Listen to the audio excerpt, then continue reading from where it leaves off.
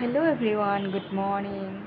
মোৰ নতুন এটি ভিডিঅ'লৈ আপোনালোক সকলোকে পুনৰবাৰ স্বাগতম জনাইছোঁ। আজি আমাৰ বেটাৰ চেকআপ আছে, তাকে এতিয়া গা ধুই মেলি আহিলোঁ।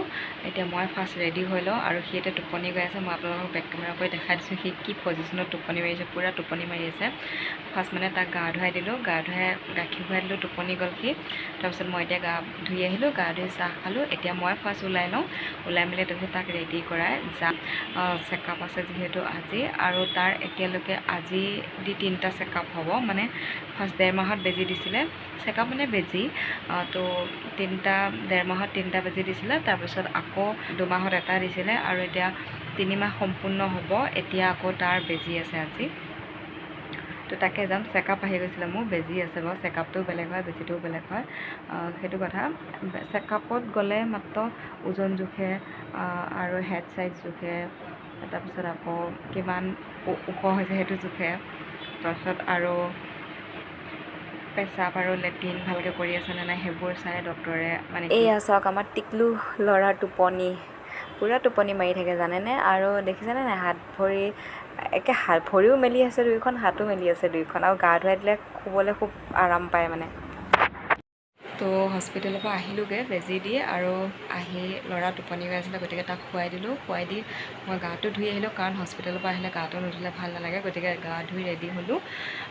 আৰু এতিয়া ল'ৰা উঠালৈকে মই অলপ ৰেষ্ট কৰিব পাৰিম, কাৰণ ভাত খোৱা কাম নাই যিহেতু। গাও ধুই ল'লোঁ, আৰু ভাত মানে আমি হস্পিটেলৰ পৰা ওলাই ফাৰ্মাচীত সোমালোঁ, কাৰণ ফাৰ্মাচীত আগতেই তাক এটা ভিটামিন দিছিলে, তো ভিটামিনৰ পেকেট দিছিলে। তো পেকেটটো মানে মাকৰ গাখীৰৰ লগত খুৱাব লাগে, সেই গাখীৰটো চেঞ্জ দি পেলাই মানে হেৰি কৰিব লাগে, জোখ কৰি ল'ব লাগে।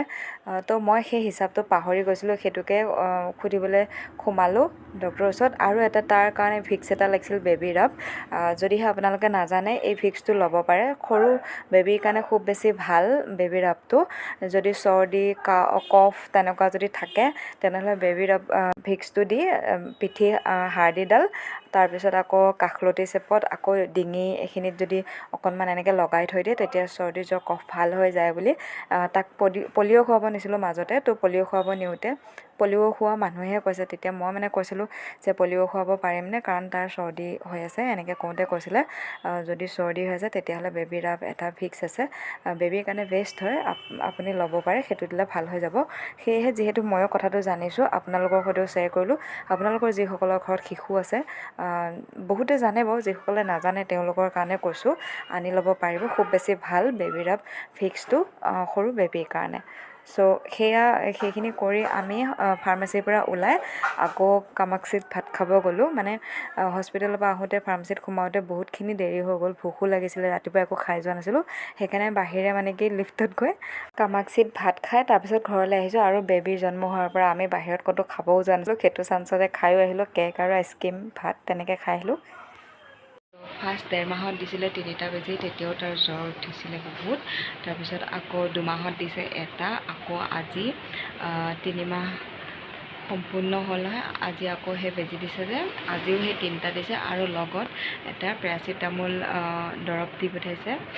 কৈছে যে এই বেজি বহুত বিষ, 2খন ভৰিত 2টা দিছে আৰু হাতত এটা দিছে, লাষ্টৰটো বহুত বিষ বুলি কৈছে। মানে এটা নিমুনিয়াৰ কাৰণে দিছে, এটা পলিঅ'ৰ কাৰণে দিছে, আৰু এটা কিবা মান্থলি যোনটো বেজি হয়, মানে 3 মাহৰ যোনটো বেজি হয় সেইটো এটা, তেনেকৈ 3টা বেজি দিছে। তো লাষ্টৰ যোনটো নিমুনিয়া বেজি সেইটো বোলে বহুত বিষ হয়, তো সেইকাৰণে পেৰাচিটামলৰ বুটলটো দি পঠাইছে। কৈছে ৰাতিলৈ জ্বৰ উঠিব, বিষ হ'ব, তো জ্বৰ যদি উঠে তেনেহ'লে এই পেৰাচিটামলটো 5 টোপাল খুৱাই দিব, খুৱাই দিলে ভাল হ'ব বুলি কৈছে।